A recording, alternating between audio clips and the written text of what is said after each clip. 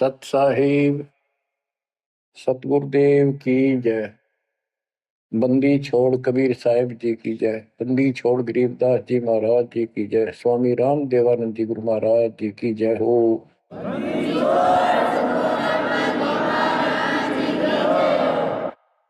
सर्व संतों की जय, सर्व भक्तों की जय, धर्मी पुरुषों की जय। श्री काशी धाम की जय, श्री सुडानी धाम की जय, श्री क्रोथा धाम की जय, श्री बरवाड़ा धाम की जय। सत साहिब गिरिव नमो नमो सत पुरुष को नमस्कार गो की नहीं। सुर नर मुनि जन साधु संतों सर्वस दीन। सतगुरु साहिब संत सब दंडोतम प्रणाम। आगे पीछे मत हुए तिनको कुर्बान। बच्चों, धन्य है आपके माता पिता जिससे जन्म हुआ। धन्य है आपके पिछले जन्मों की भक्ति और संयम। उसी के परिणाम स्वरूप आज आप परमात्मा की शरण में आए हो। लख वर्षूरा जूझ ही लख वर्षा मध्य लख वर्ती जहान में तो सतगुरु से मांगे। भावार्थ है कि आप इतने अच्छे धर्म कर्म वाले व्यक्ति रहे हो, लेकिन मोक्ष नहीं मिला। मोक्ष न मिलने का कारण परमात्मा पे अविश्वास रहा। जिस भी धर्म में जब जाति के अंदर हम जन्मे, हम उन्हीं क्रियाओं को उत्तम मानते रहे। परमात्मा के ज्ञान से प्रेरित होकर कुछ दिन भक्ति जरूर की, लेकिन एक से अनेक अधिक नहीं थे हम, फिर हम रह जाते थे। लेकिन ये परमात्मा हमारे पिता हैं कबीर साहब, हमारे सच्चे साक्षी हैं, हमारे एकमात्र हितैषी हैं इन काल के 21 ब्रह्मांड रूपी नरक में। बच्चों, कबीर साहब कहते हैं झूठे सुख को सुख है ये मान रहा मनमोद, ये सकल कभी ना काल का कुछ मुख में कुछ क्रोध। हम इस झूठे सुख को सुख मान रहे हैं। थोड़ा सा धन हो गया, कार कोठी होगी, बेटा बेटी होगी, और फिर सारा दिन बकवादों से अतिरिक्त कुछ नहीं सोचता। धन जोड़ लो, हेरा फेरी कर लो, और अधिक पैसा हो जाता है, राजनीति में आ जाऊं, यानी मई माँ की भूख बनी रहती है। और ये हमारे जन्म मरण का मुख्य कारण है। जैसे आप धर्मदास जी के प्रसंग में सुन रहे हो, कितनी तड़प थी, कितना धन था, लेकिन कुछ भी बन ले, राजा बन ले, महाराजा बन ले, सेठ बन ले, और चाहे गरीब निर्धन बन। अब निर्धन को तो वैसे संतुष्टि नहीं हो चाहता, धन चाहिए। धन है तो सुख है। जिसका संतान नहीं है वो चाहता संतान है तो सुख है। कोई सेठ धनवाला सोचता है कि मुझे कोई सुख नहीं। सुख तो इन राज्य महाराजों को होता है। राज्य महाराजों को सपने में भी सुख नहीं होता। बच्चों, यह बात जिस दिन आपके हृदय में बैठ जाएगी कि ये सुख है ही नहीं, रात को भी नींद नहीं आती इन राजाओं को, नेताओं। लेकिन कुछ दिन कमांड चलती है इनकी, इसी में फूले रहते हैं। फिर ये भी सोचते हैं कि स्वर्ग में सुख होगा। स्वर्ग के राजा इंद्र, वो भी महादुखी, 24 घंटे टेंशन रहती है, कोई तप करता है और तेरे राज न छीन ना ले। स्वर्ग का राजा नीचे यज्ञ करके या तप करके बनता है, और उसमें एक शर्त होती है कि तेरे शासन के दौरान, तेरे शासन काल में यदि कोई पृथ्वी पर ऐसा तप कर लेगा जो खंड ना हो, कुछ समय निर्धारित है, और 100 अश्वमेघ यज्ञ निर्बाध कर गया, तो तेरी पदवी को छीन लिया जाएगा, उसको ये पद दिया जाएगा। तो बच्चों, उस राज को बनाए रखने के लिए इंद्र कति हद भी पार कर देता है, अति कर देता है, इज्जत बेइज्जती का सवाल भी नहीं रहता। एक प्रसंग आता है, मार्कंडे गोसाई तपस्या कर रहे थे बंगाल की खाड़ी में। इंद्र को पता चला कि एक साधक मार्कंडे बहुत जबरदस्त तप कर रहा है और कुछ दिनों में उसका तप संपूर्ण होने वाला है और तेरी गद्दी जाएगी। उसने अपने देवता गुप्त रूप में गुप्तचर छोड़े होते हैं। इंद्र ने अपनी पत्नी भेजी उसका धर्म खंड करने के लिए। कति अंत हो जाता है आदमी जब अपनी पत्नी को परपुरुष के पास भेजता है, यहाँ कति गिरावट की अंत आ जाता है। इतना जलील होना पड़ता है इस राज्य को बनाए रखने में, और वो भी हार जाती है। फिर इंद्र जाता है। ये लंबी कथा है, फिर कभी बताएंगे। मार्कंडे ऋषि इंद्र की पदवी को टारगेट करके तप नहीं कर रहा था। ये ऋषि क्या करते रहते हैं, ओम नाम का जाप करते हैं और तप करते हैं। तप तो इन्होंने ब्रह्मा जी से लिया। ब्रह्मा जी कमल के फूल पर बैठे थे। जब वो होश में आए, कमल जल पे होता कमल का फूल, सब जगह जल ही जल था। आकाशवाणी हुई कि तप करो। यह आकाशवाणी उसने भगवान की मानी। 1000 वर्ष तप किया। फिर आकाशवाणी हुई सृष्टि रचो, यानी जीव उत्पत्ति करो। तो कहने का भाव ये है बच्चों, फिर बाद में इनको वेद मिले, ब्रह्मा ने वेद पढ़े। ये सारे ब्राह्मण ब्रह्मा की संतान है। इनका सबका गुरु ब्रह्मा जी है। ब्रह्मा जी ने इनको बताया ओम नाम का जाप वेद में लिखा है। बच्चों, ब्रह्मा जी ने वेदों को पढ़ा। उसमें यजुर्वेद अध्याय 40 मंत्र 15 में ओम नाम है। चारों वेदों में कहीं और दूसरा नाम नहीं, ना दोबारा ओम नाम का जिक्र है। तो इन्होंने ओम नाम तो वेदों से ले लिया और तब आकाशवाणी मान ली भगवान की ब्रह्मा जी ने। तो ऋषियों ने उसी आधार पर साधना की। मार्कंडे भी वही डले हो रहा था। उसको इतना जरूर पता था कि इंद्र का राज एक अन्य गानी ओम के जाप से ब्रह्मलोक प्राप्ति होती है। तो वो ओम नाम का जाप करता था, उधर से वो तप भी करता था। ओम नाम के जाप से ब्रह्म लोक प्राप्त होता है। गीता अध्याय 8 श्लोक 13 में गीता बोलने वाला प्रभु कहता है, ओम इति एक अक्षरम ब्रह्म विवहारं माम अनुस्मरण ये पर्याति पदम देहम स याति परमाम गतिम। मुझ ब्रह्म का केवल एक ओम नाम है, जो इसका अंतिम सांस तक भक्ति करते हुए शरीर छोड़ के जाता है, वो ओम नाम से मिलने वाली परम गति यानी ब्रह्मलोक को प्राप्त होता है। ब्रह्मलोक प्राप्त होता है, ये कहां प्रमाण है? श्री देवी महापुराण। श्री देवी जी दुर्गा जी राजा हिमालय को बताती है। राजा हिमालय कहता है जी मुझे मोक्ष मार्ग बताओ। वो देवी का परम भगत था।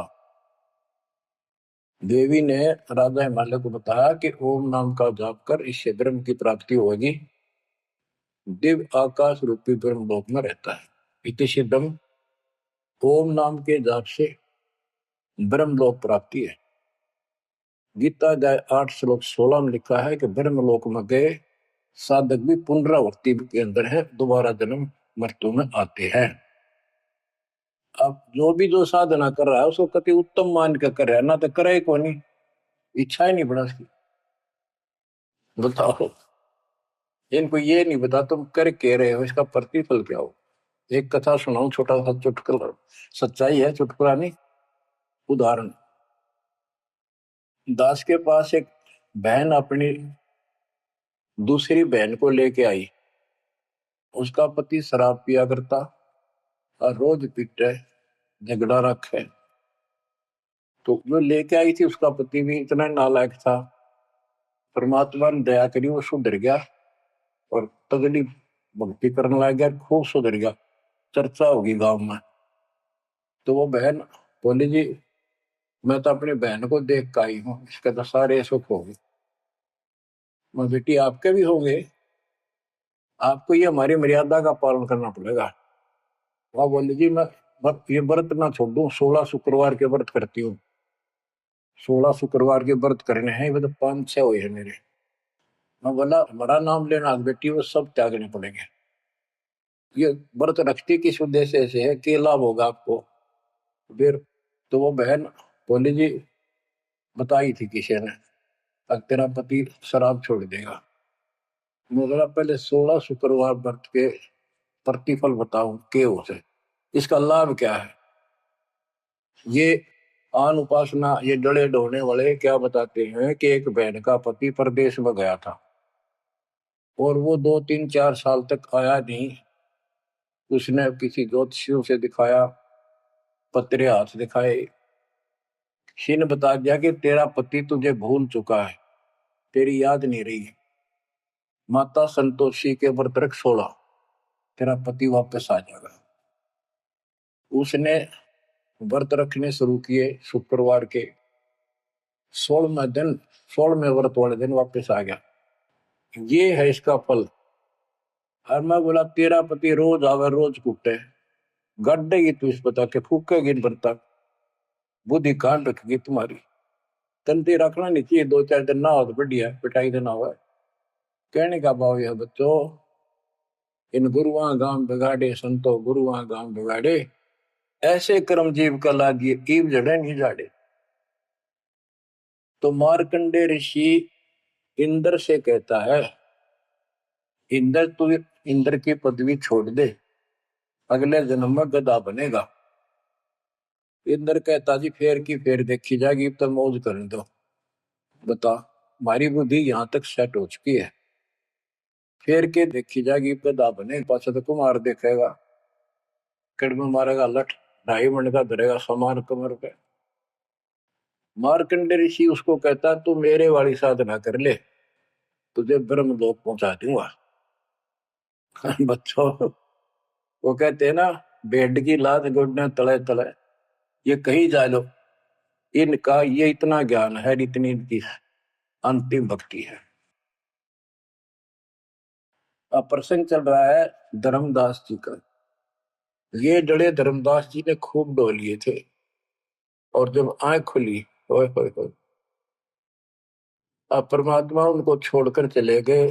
दोनों पति पत्नी देखते ही रह गए, आंखों में आंसू टपक रहे थे। ओझल हो गए भगवान जब गली से अंदर आए, राग खूब रोए अंदर बैठ के। ताकि पता नहीं आऊंगे कि ना आऊंगे ना, ये गांव नाम बताते, ये भी कमाल हो गया। परमात्मा कराते आए तो धर्मदास जी ने बोले खुशी मनाई, चरण पकड़ के बहुत कुछ प्रश्न उत्तर किए। आखिर में कहने लगे धर्मदास जी, हे प्रभु अवगत कला तुम्हारी, हम है कीट जीव वे बिचारी, सत्यलोक तुम वर्ण सुनावा, शोभा पुरुष अनसन सत भावा। हे परमात्मा आपने सत्यलोक बताया, आपने परमात्मा की शोभा बताई, रहने वाले हंसों का भी बड़ा गजब का सुख बताया। कैसे न देश राज व आही, चित इच्छा प्रभु देख ताई। कि वो कैसा देश है, कैसा लोक है, मेरा मन करता है उसने देखो। परमात्मा बोले धर्मदास ये निर्घनी काया, निर्घनी ये बेकार, इसमें डंगा भरा पड़ा, काम क्रोध लोभ विष्टा थूक ब्लड टट्टी पेशाब, इसमें कैसे दर्शन हो उस भगवान के। मैं जो बताता हूं तू ऐसे भक्ति शुरू कर दे, और जब शरीर छोड़ के जाएगा तो आपको परमात्मा के दर्शन हो जाएंगे। वहां सतलोक भी देखिए, वहां सारे अपने बहन भाइयों में खुशी करे ना।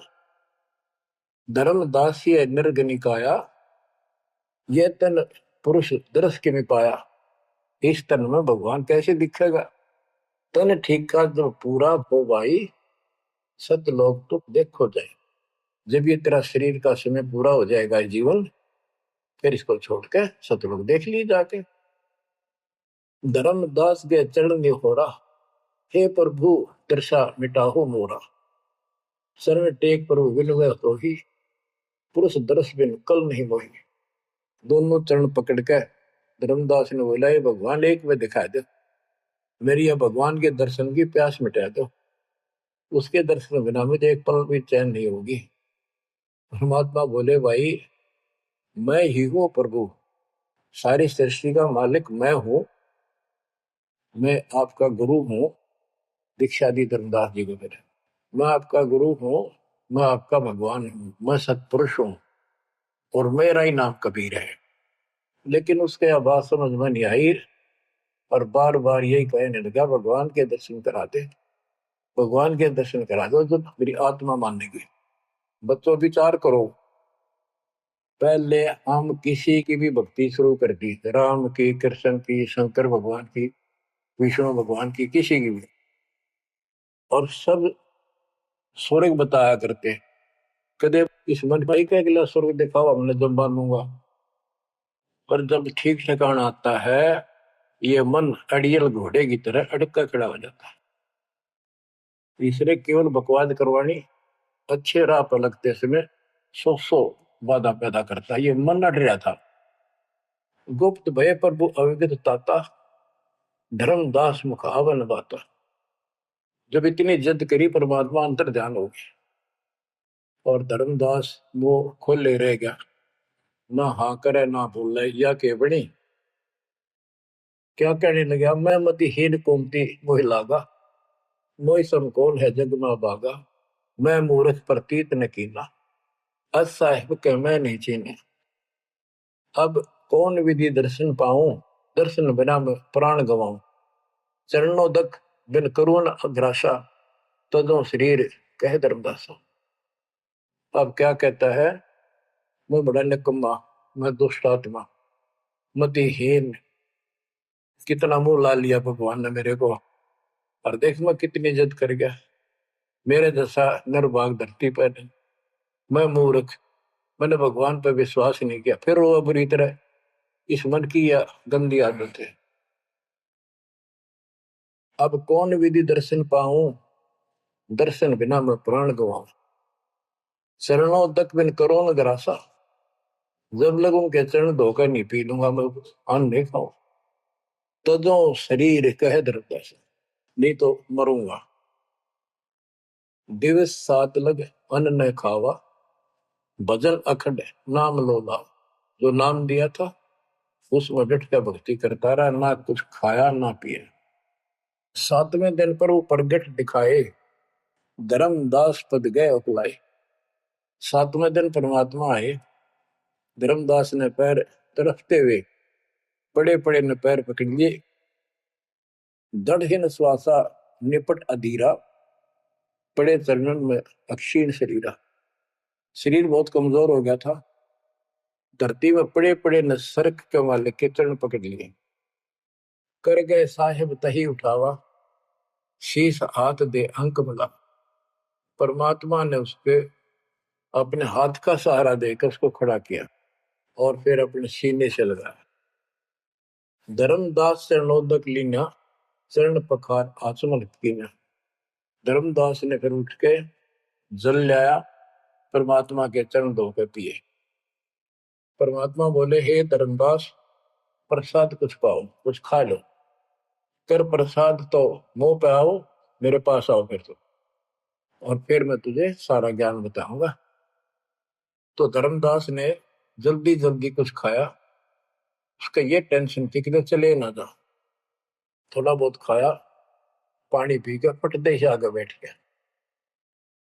धर्मदास का शरनाई, सुन प्रभु अगर अपार, 7 दिवस कहाँ रहे, कौन देश पगडार। तो परमात्मा से पूछने लगा, है भगवान आप कहाँ रहे, कैसे कैसे रहे, कहाँ गए। फिर उसी बात पर आकर गया, हे प्रभु चिंता गण करो मोरा, पुरुष दर्श देव करुण होरा। मैं हाथ जोड़ू, आपके निहोरे निकालूं, मुझे भगवान के दर्शन दिखा दे। परमात्मा कहते, धर्मदास ये हट का कर हो, मानो शब्द शीश पर धर हो। मैं तो कहूँ वो मान ले तू, हमरे गहे पुरुष पे जय है, बिना गहे वो हजार न पे। अब मेरे नाम को तो ठीक से जब मैं मिल गया, गुरु के बिना उस भगवान की प्राप्ति नहीं हो सकती। हमसो पुरुष ऐसा आही, जल तरंग जल अंतर नाही। कि भगवान मेरे में इतना अंतर समझ ले, इतना भी अंतर नहीं है। जैसे समुद्र से लहरें उठती है, लहर और जल अलग नहीं होता। बच्चों, धर्मदास जी को खूब समझाने की चेष्टा की कि हमरी सूरत गहो चितलाई, तभी पुरुष पथ दर्शन पाई। मेरे को भगवान रूप समझो, तब मालिक की प्राप्ति होगी। से हृदय प्रतीत असाने, गुरु और पुरुष भिन्न नहीं जाने। गुरु और परमात्मा को अलग नहीं समझा, तो शिष्य में ऐसी श्रद्धा होनी चाहिए। जब लो चित असरीति ने आवे, जब लग ऐसा भाव नहीं होगा, तब लग जीव लोक नहीं सतावे। धर्मदास चित बहु सकाने, चरण टेक वो विनती ठाने। सारा कुछ कह लिया भगवान ने, पर उसने अपनी बात को ऊपर रखा। परमात्मा भी चाहते थे कि मैं एक अपना आई विटनेस तैयार करूं। हे प्रभु, सत कहो तो पाही, तुम ते कुछ तुस्ताई नहीं। मोरे तुम पुरुष हो स्वामी, यम ते छुड़ाओ अंतर्यामी। हो प्रभु, वर्णव लोक की शोभा, ताते आदि मोर मन लोभा। आपने इतना सुंदर लोग बताया, वहां के इतने सुख बताए, तो इसलिए मैं देखना चाहता हूं।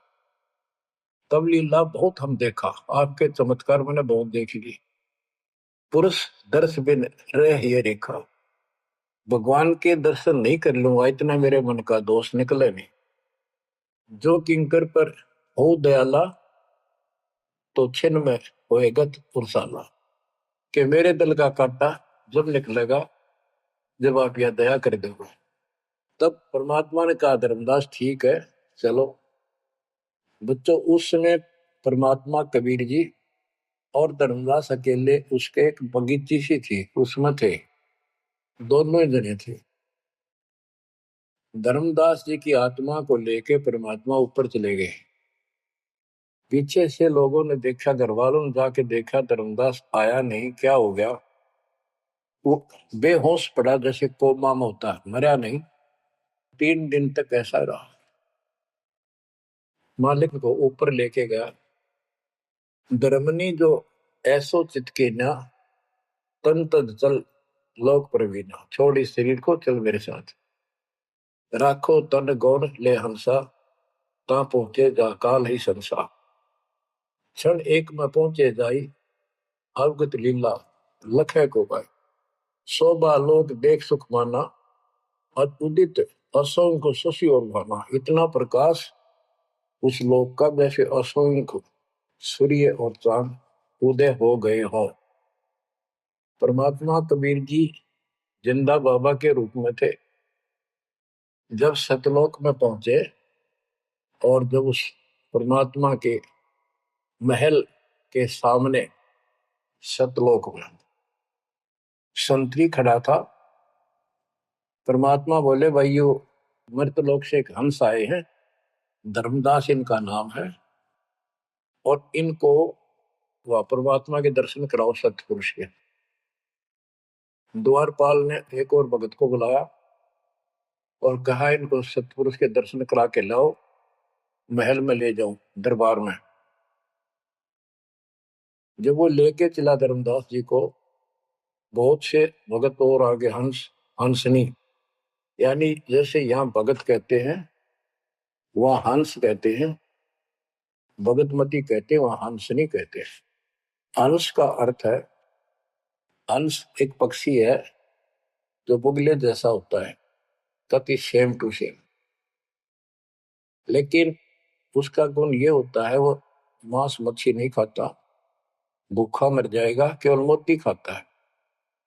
अर्थात संत भगत वो होता है जो सब बकवाद छोड़ दे, केवल राम नाम के मोती सेवा सुमन दान करे, उनको हंस कहते हैं। तो काफी हंस इकट्ठे होकर आगे भगत और हंसनी भगतमती। बच्चों, जैसे दास बताता रहता है जो बच्चे स्कूल में सुख लेना चाहते हैं और वहां बकवादों में लगे रहते हैं वो सदा दुखी होते हैं। अपनी पढ़ाई पूरी करके बढ़िया नौकरी मिल जाए फिर नाचो गाओ, वहां सुख लो सारा। नाचने गाने का मतलब यहाँ पृथ्वी लोक पर रहना नहीं। भाव ये है कि जब आप सतलोक चले जाओ तो वहां मौज करियो सारी है। यहाँ काहे का नाचना और कित का गाना, एक पलक में पता नहीं क्या हो जाए। तो जैसे सतलोक में दूसरे धर्म वाले कई कहते हैं, तो सतलोक की महिमा बताते हैं कि सतलोक में प्रकाश ही प्रकाश है, वहां और कुछ है ही नहीं। वो आत्मा उसमें ऐसे मिल जाती है जैसे बूंद समुद्र में। ये पूरा राधा स्वामी पंथ, सच्चा सौदा वाले, सरसाले, देव गुरुदेव वाले और भी सब इस यह रटला रहे, वहां कुछ नहीं है। और आंखों देखा धर्मदास क्या बताता है, वाणी पढ़ता हूँ, ये वैसे लिखी हुई है पुराने समय की, शुद्ध नहीं है इतनी, लेकिन अर्थ गजब का है इसका। कहते हैं, जित देखा जगमग झलका ही, देखत हर्षित भय ही है भाई। धर्मदास ने जहां देखा इतनी सुंदरता प्रकाश में गजब का नूर चमक, देख देख खुश हो रहा है। द्वारपाल हंस जो रहिया, ताम एक हंस से कहिया, ए हंस तुम जाओ लिवाई, पुरुष दर्श दे आनो भाई। इसको धर्मदास को ले जाओ, परमात्मा के दर्शन करा के वापस यहीं ले आना। चले लिवाए पुरुष पे जहां, अचानक हंस वो आए तब ही। वहां बहुत से अचानक और हंस आगे वक्त। करत कोलाहल मंगल चारा, शोभा अद्भुत अंग अपारा। ओहो, उनके जो वहां पर भगत आए और भगतनी आई, इतने गजब के सुंदर शरीर देखते ही बने। उनके गले में रत्नों की माला और जगमग दे, बहुत गजब का, बहुत सुंदर कपड़े पहन रखे, अमर चीर शोभा धर्माए। अनसन भाल शोभा के वर्णो, धर्मदास कहता है कि उन हंसों के माथे की शोभा क्या बताऊं, बहुत गजब की। रवि करतारों षोडश चंद्र भाल छिवि लहू, यानी 16 चंद्रमा का प्रकाश हो उनके माथे की, इतनी चमक थी, इतना नूर था। हंस कांति प्रतिरोम प्रकाशा, हीरा मणि उदित रोमासा। उनके शरीर की इतनी गजब की शोभा थी, प्रत्येक की रोम रोम की जैसे हीरा मोती चमक रहे हो। उनके शरीर का प्रकाश षोडश रवि, अनशन छवि मोहा, देह प्राण शुभ अमृत शोभा। उनके शरीर की शोभा 16 सूर्यों के प्रकाश जितनी थी। अब वहां भगवान के दरबार में पहुंच जाते हैं वो लेकर के, सिंहासन से भी देखत मनमोहा। ओहो, सुरती हंस अग्रानी अगाने, सत्य पुरुष सकल देखत अरसाने। वहां लेकर गए नाचते गाते हुए। जब उसने भगवान को देखा, धर्मदास जी ने, तरह गजब का प्रकाश, एक रोम शरीर के बाल की चमक, करोड़ सूर्य करोड़ चांद मिला दे। एक रोम रवि शशि कोटि सा, एक रोम की शोभा करोड़ सूर्य और चंद्रमा जैसी। पुरुष प्रकाश सतलोक अंजोरा, ताने पहुंचे निरंजन चोरा।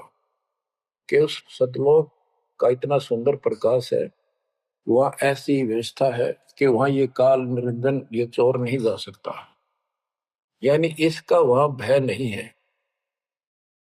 अब सुनो, 4-5 पंक्तियों में कमाल कर दिया। पुरुष कबीर देखा एक भाई, धर्मदास पुन रहे लज्जाई। वहां पर परमात्मा तो सतलोक का मालिक, असंग ब्रह्मांड के तकत पर सिंहासन पर विराजमान था, वो वही सूरत थी उनके साथ धरती से नीचे से आया था।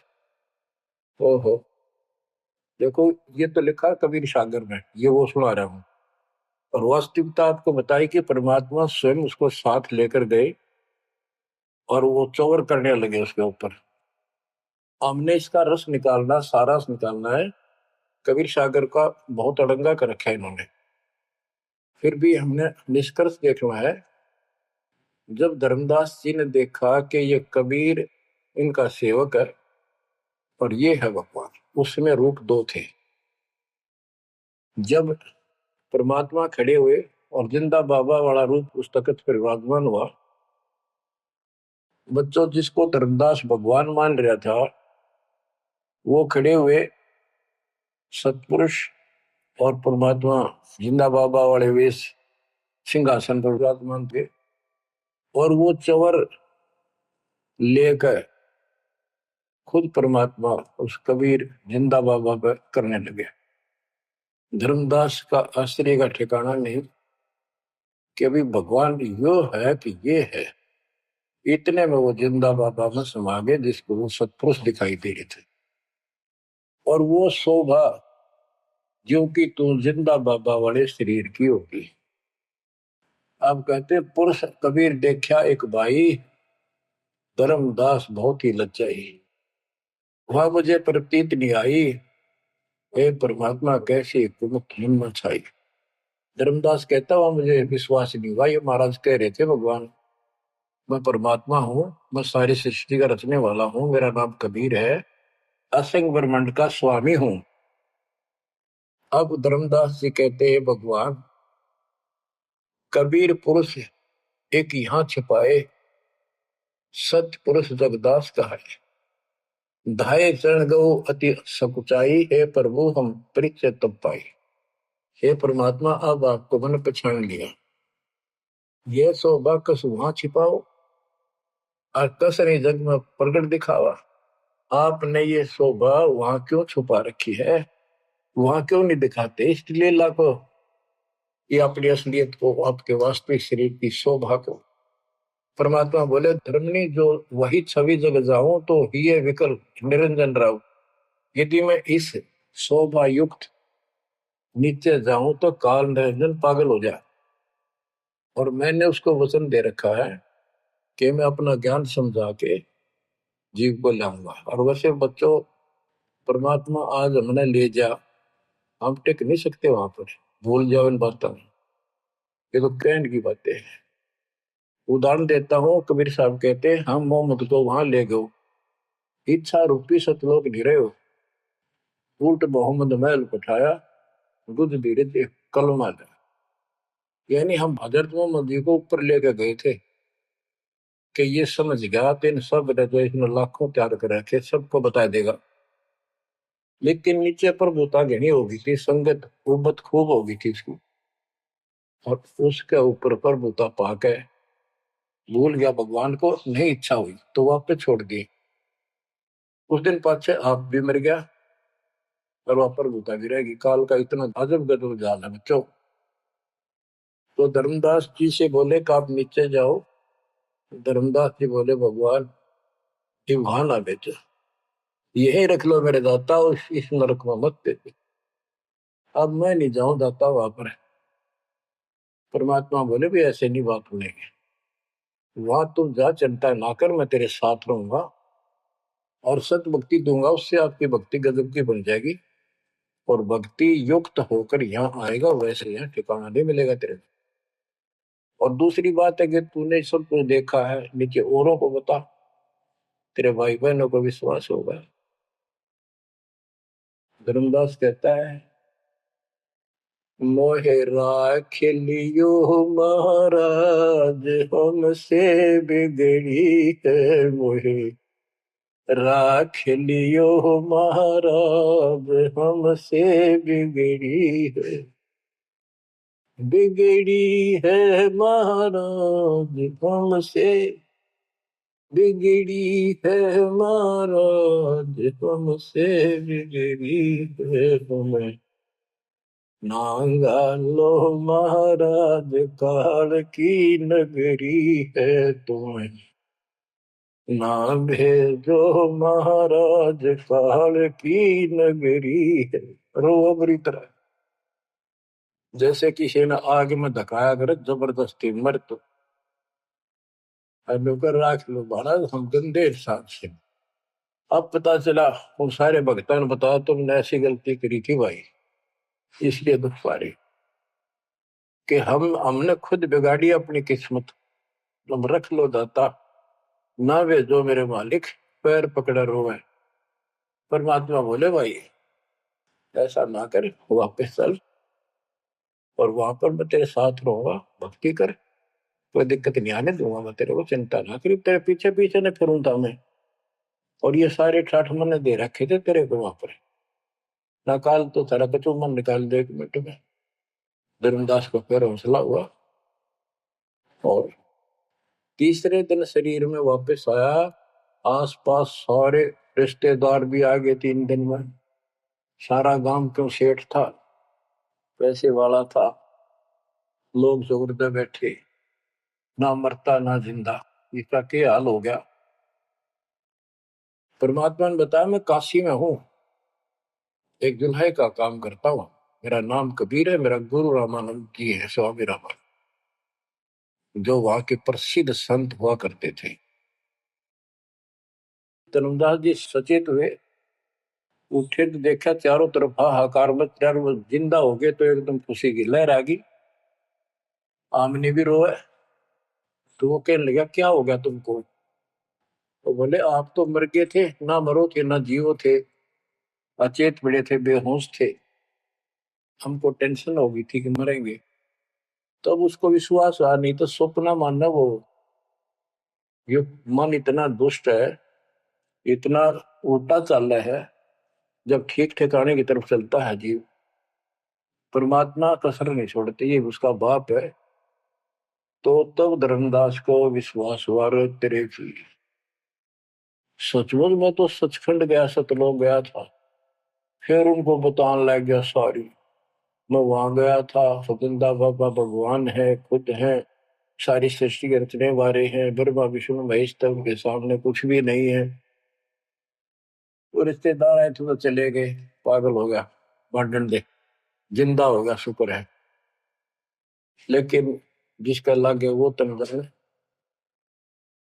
धर्मदास काशी पहुंचे और देखे दुल्हे के रूप में बैठे वो सूरत क्यों की टू चरणों में पड़ गए। आसपास के कॉलोनी के लोग आगे बुलाए, बताओ पूछे कौन है, ये सेठ है, ऐसे ऐसे कांधोगढ़ का प्रसिद्ध सेठ है।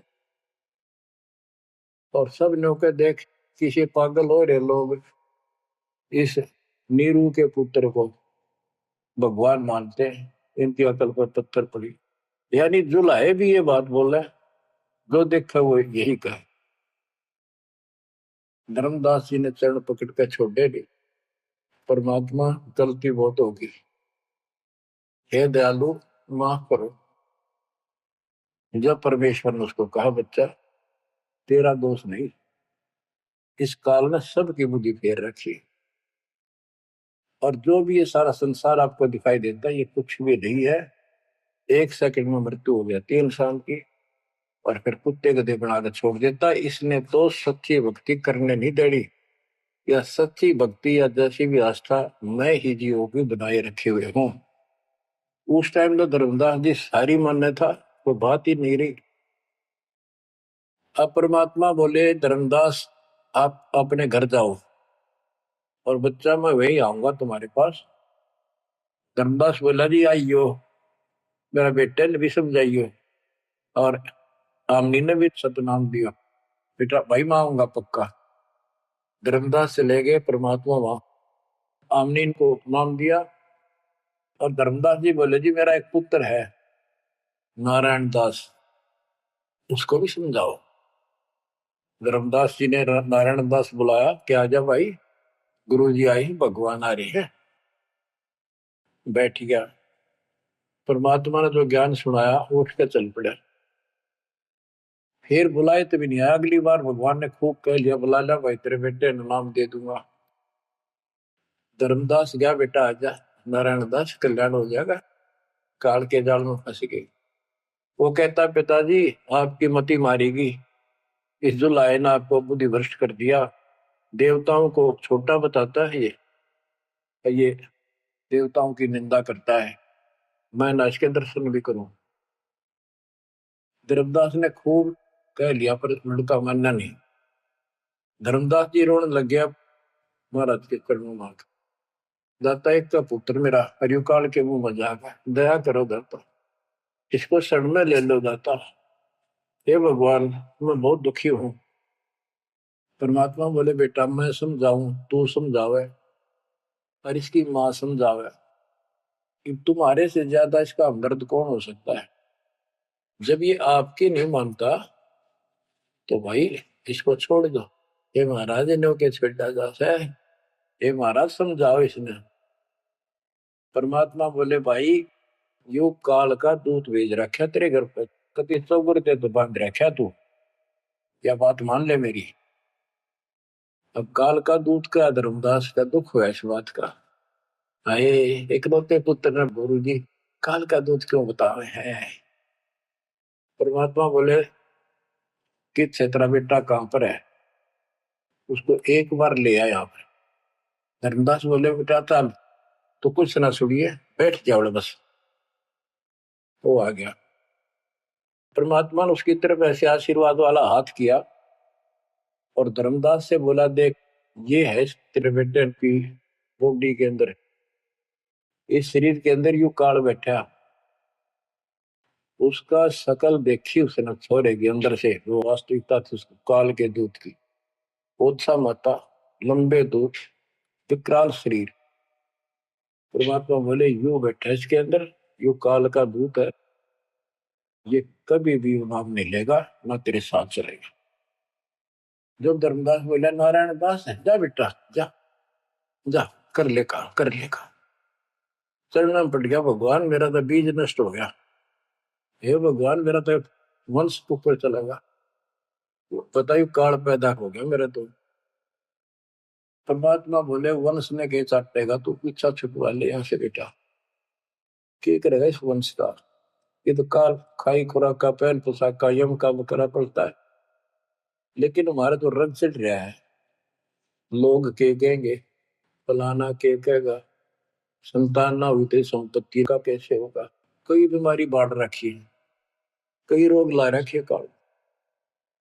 परमात्मा बोले ठीक है, तेरे को मैं अपना बच्चा अपना हंस भेजूंगा, और आज से 1 साल के बाद तेरे घर में पुत्र उत्पन्न होगा, उसका नाम चूड़ामणि रखना। उस समय बताते हैं धर्मदास की उम्र 80 साल की हो चुकी थी और आमनी देव भी वरदौलिये थे। ये धर्मदास के आप विश्वास हो, ये मालिक हे परमात्मा इस उम्र में कैसे बच्चे होंगे हमारे, हम तो कति व्यर्थ हो चुके हैं। तब दाता ने कहा देख उधर देख, तेरे आंगन में एक छोटा सा बच्चा ऊपर से आया, आंगन में हाथ पैर मारे नो, एक पत्ते के ऊपर लेट गया आके, साथा है वो पत्ता उसको, ये तेरे घर में 1 साल के बाद आ लेगा। इतने बहुत ध्यान हो गया, कुछ विश्वास कुछ अविश्वास, परमात्मा की दया हुई। आमनी को गर्भ रहा, 9वें महीने 10वें दिन बच्चा हो गया, नाम चूड़ामणि रखा। और तू कुल की चिंता करता था, तेरा 42 पीढ़ी तक तेरा वंश चलेगा, चिंता ना कर। जब उसका दिल डटा, बच्चों गजब की बातें, तो मैं धीरे धीरे इसको पूरी सुन लो कथा को, आपके बहुत से अंधेरे हट जाएंगे। अब परमात्मा ने चूड़ामणि शाना हुआ, उसको दीक्षा दी, उसी को धर्मदास जी को भी गुरु पद दे दिया था। पर बोला तो किसी ने मंत्र ला दिया, सारा सार नाम तक दे दिया उसको, और कसम खवा दी कि ये नाम किसी को नहीं बताएगा। जब धर्मदास डिगमग देखे तो उसके लड़के को गुरु पद दे दिया चूड़ामणि, केवल 5 नाम, ये 7 में से 5 बीच बीच के लिए, और बेटा इसी को तू आगे देता रहना, तेरे गुरु पद दे दिया। परमात्मा की कोशिश थी ये मंत्र करते रहेंगे, इनको मनुष्य जीवन मिलते रहेंगे, भगवान की आस्था इनमें बनी रहेगी, कुछ लाभ होते रहेंगे, और इस बिचली पीढ़ी तक जाना था उनको। लेकिन धर्मदास को बता दिया था कि काल मेरे नाम से 12 पंथ चलाएगा, जो सारे गलत साधना करवाएगा, और तेरे वंशज तेरे परिवार वाले 6ठी पीढ़ी में जाके ये असली नाम भी छोड़ देंगे। एक टकसारी पंथ होगा, उसकी साधना शुरू कर देंगे, जो एक आने की नहीं होगी। जो ये सारे धर्मदास वाले दामा खेड़ा वाली गद्दी में वो टकसारी वाले की साधना चल रही है। वो 5 नाम भी गए। फिर धर्मदास रोने लग गया, हे मालिक इनका उद्धार कैसे होगा। और माता बोले मैंने कुल दिया तेरा 42 वंश तेरे, उद्धार उसका होगा जो मैं भेजूंगा एक संत भगत अपना दास, उससे तेरे पीढ़ी वाले नाम लेंगे या सारा संसार लेगा, सबकी मुक्ति हो जाएगी। बच्चों, परमात्मा की असीम रजा है, आप ये सत्यनारायण कथा सुन रहे हो और सुनते रहो। मुश्किल से ये अमर कथा मिली है सुनने को। मालिक आपको मोक्ष दे, सदा सुखी रखे। सत साई।